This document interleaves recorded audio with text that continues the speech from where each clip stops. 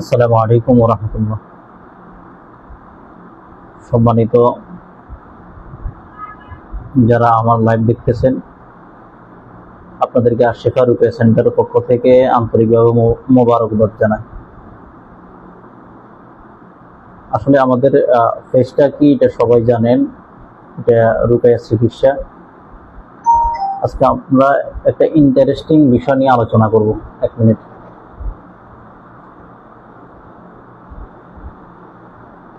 আমরা অনেকেই জানি যে আশিকি জিন, আশিকি জিন, আশিকি জিন। এখন আশিকি জিন্নাত বলতে আসলে কি বোঝায়, বা আশিকি জিন্নাত আছে কিনা, আশিকি জিন্নাতে মানুষের সমস্যাগুলো কি করে, এটা কি শুধু বিয়ের আগে করে নাকি বিয়ের পরেও করে, বিষয়গুলো আসলে বাস্তবতা হচ্ছে একটা মেয়ে যখন, আমি যতগুলো রোগী দেখলাম বা এখনো দেখতেছি, মোটামুটি একটা মেয়ের বয়স যখন 12 থেকে 13 বছর অথবা এর থেকে কম বেশি হয়, তখন মানুষের প্রতি একটা আকৃষ্ট হয়। একটা ছেলে একটা মেয়ের প্রতি যেরকম আকৃষ্ট হয়, তদ্রূপ একটা জিন একটা মেয়ের প্রতি ওইরকম আকৃষ্ট হয়।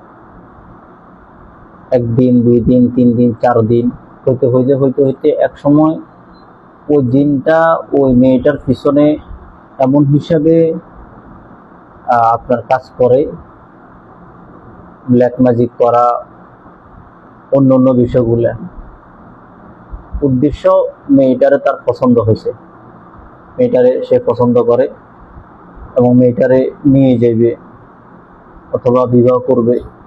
এই হলো জিন্নাতের প্রথম ধাপ। এরপরে যখন মেয়ের বয়স 17, 18, 19 হয়, বিয়ের জন্য আসতেছে 2-1 জায়গা থেকে, তো সাধারণত রুগীরা আমাদের কাছে যে কথাগুলো বলে যে হুজুর, আমার মেয়ের ফেস কাটিং ভালো, দেখতে সুন্দর, পড়ালেখা ভালো, নম্রভদ্র, সব ঠিক আছে, কিন্তু যখন বিয়ের জন্য আসে তখন কয়েকটার সমস্যার সম্মুখীন হয় অভিভাবক। তার ভিতরে একটা বিষয়, প্রথম নম্বর হচ্ছে মেয়েটা বিয়ের কথা বললে তার মেজাজ খিটখিটি হয়ে যায়, উগ্রতা বেড়ে যায়, তার থেকে অশান্তি লাগে, বিয়ের জন্য মন চায় না। এটা হলো 1 নম্বর বিষয়। 2 নম্বর বিষয় হচ্ছে মেয়েটা মোটামুটি রাজি আছে, কিন্তু যখন ছেলের পক্ষ তারা দেখতে আসে তখন তার চেহারা কালসা হয়ে যায়, চেহারা বিকৃত হয়ে যায়, তারপর মুখের চেহারা সৌন্দর্য চলে যায়, এই সমস্যাগুলো হয়। এটা হচ্ছে 2 নম্বর বিষয়। 3 নম্বর বিষয় হচ্ছে মেয়েরা দেখতে আসছে, পছন্দ হয়েছে, সবকিছু ঠিক আছে, কিন্তু এখান থেকে যাওয়ার পরে হয় কি, মেয়ের ছেলের অভিভাবক আর কিছু জানায় না, তারা আর কোনো খোঁজখবর নাই। কিন্তু যখন আসে তখন মনে হয় যে এখনই বিয়েটা হয়ে যাব, এখনো সবকিছু পছন্দ হয়েছে, মেয়ে এখন নিয়ে যাবে, এই একটা অবস্থা শুরু হয়। কিন্তু এখান থেকে যাওয়ার পরে আর তাদের খোঁজখবর নাই। এগুলো 3টা বিষয়। সাধারণত অধিকাংশ রোগীর এই 3টা বিষয় কমন সমস্যা বিয়ের আগে। এই সমস্যাগুলোর ভিতরে বর্তমানে অনেক মেয়ের অভিভাবক এগুলোর ভিতরে পড়ে।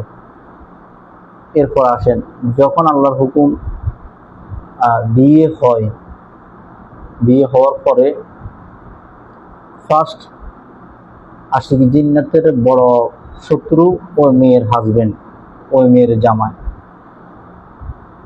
এবং আমরা আমাদের চিকিৎসার ভিতরে এরকম পাইছি যে প্রথম বিবাহ হয়েছে, প্রথম রাত্রে মেয়ের সমস্যা, প্রথম রাত্রে মেয়ের থেকে অসহ্য লাগতেছে, তার স্বামী সহ্য হয় না, উগ্রতা বেড়ে গেছে, বিভিন্ন রকমের সমস্যা।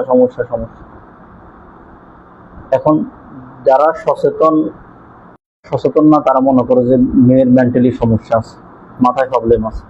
তখন উভয় পক্ষের ভিতরে একটা রোষানো চলতে থাকে, ঝামেলা চলতে থাকে। এক সময় এই সম্বন্ধগুলা নষ্ট হয়ে যায়, এরকম হয়ে যায়, মন মালিন্য বাড়তে সমস্যা।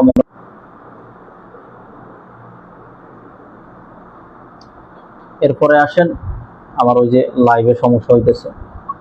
এরপরে আসেন আপনার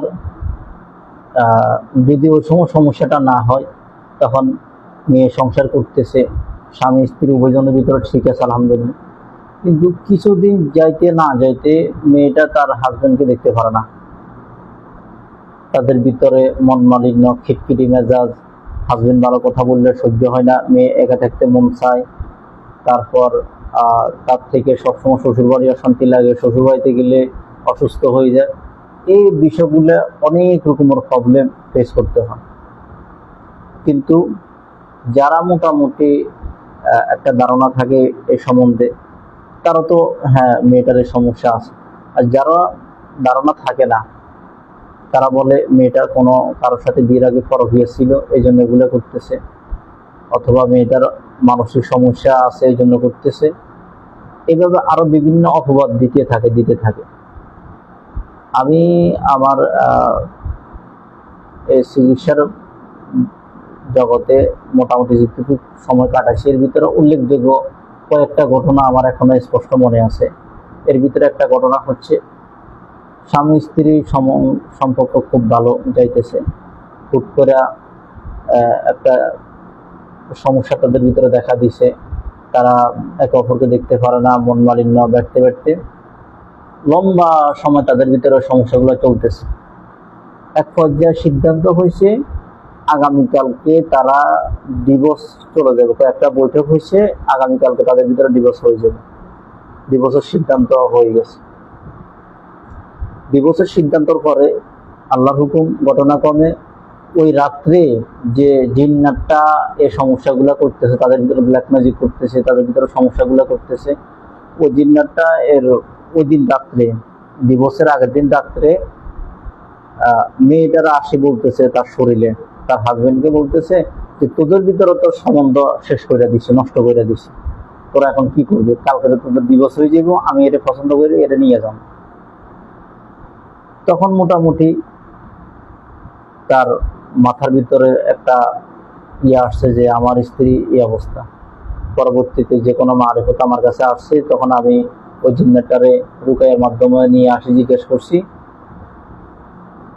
সে কি ক্ষতি করছে, কি আসে বিষয়গুলা অনেক কথা বলছে।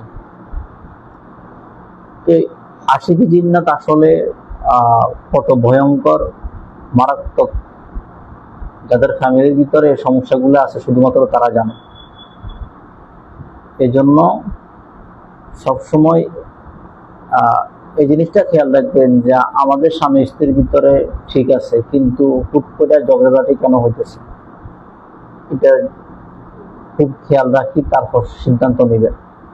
দ্বিতীয় নম্বর হচ্ছে, যাদের বিবাহের জন্য আসতেছে, বিবাহ হইতেছে না, বারবার ভেঙে যাইতেছে, কেন ভেঙে যাইতেছে, কি আসলে সব ভালো কোনো রাখি থাকলে যদি আপনার জানাশোনা থাকে রুকাইয়া করাবেন, ইনশাল্লাহ আশা করা যায় আপনার এটার যে সমস্যাগুলা সমাধান আসবে, আর সমস্যাগুলা বেরিয়ে আসবে শরীর থেকে।